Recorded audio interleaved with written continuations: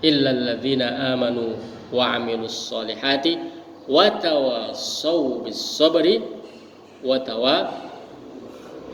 tawassaw bil haqqi wa tawassaw bis sabr. Tawassaw bil haqq, tawassaw bis sabr. Orang tahu kebenaran, tapi kalau tidak diingatkan kebenaran oleh tetangganya, oleh temannya, oleh sahabatnya, lupa juga kebenaran itu, bahwa itu hal yang benar. Nah, lupa, maka tawasaw, kan punya ilmu kan, ilmu tentang kebenaran punya, tapi kalau tidak diingatkan lupa juga. Ya, maka harus saling mengingatkan. Tujuannya apa mengingatkan? Menguatkan. Tujuan mengingatkan adalah menguatkan, bukan mengajarkan. Sebetulnya tujuan mengingatkan itu bukan mengajarkan. Sudah tahu, jelas dia tahu, tapi hanya mengajarkan. Maka ketika ada orang mengingatkan, jangan disambut dengan sok tahu ngajar. Ya memang kamu udah tahu, cuma ini mengingatkan kan. Gitu.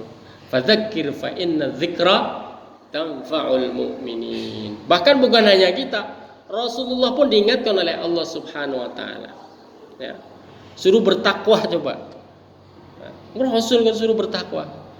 Nah, tujuannya untuk menjadi pelajaran bagi orang-orang beriman yang lainnya, bahwa takwa itu harus dipertahankan ya. Kebenaran harus dipertahankan dengan cara apa? Di antaranya adalah tawasaw, saling mengingatkan, bil haq, dan tawasaw bis sabar, sabar ya. Sabar sekali, oke, bertahan ya. Jangan dikira seorang bisa sabar sekali kemudian besok bisa sabar lagi, tidak bisa dijamin ya. Maka saling mengingatkan dalam kesabaran ya, dalam kesabaran ya.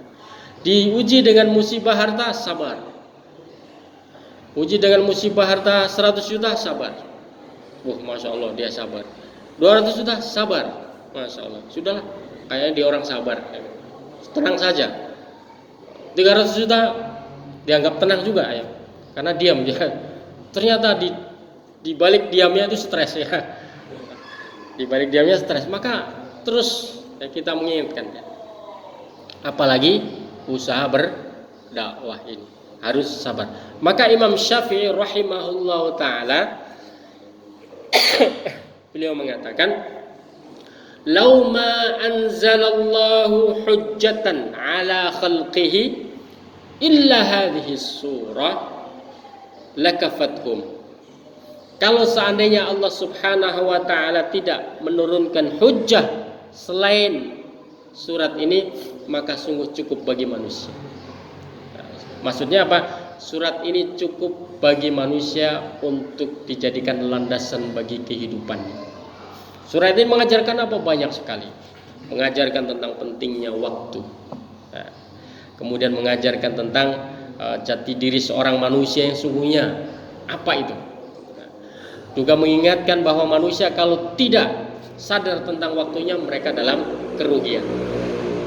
Juga mengajarkan bagaimana keluar dari golongan orang-orang yang merugi, yaitu harus bergabung dengan orang-orang yang beriman, beramal soleh, tawasaw bil haq dan tawasaw bis sabr. Cukup dengan surat ini, cukup menjadi panduan kehidupan manusia. Jamaah sekalian mati Allah Subhanahu wa taala.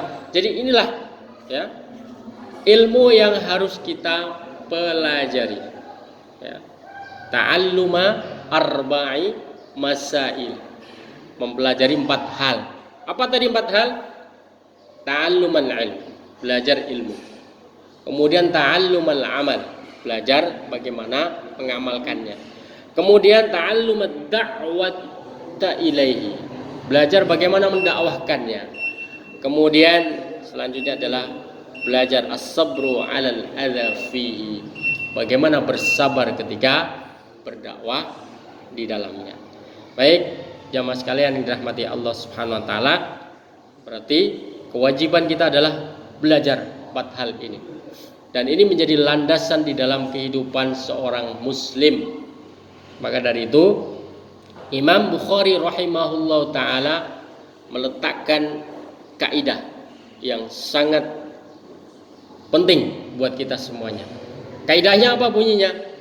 Al-ilmu qoblal qawli wal amali.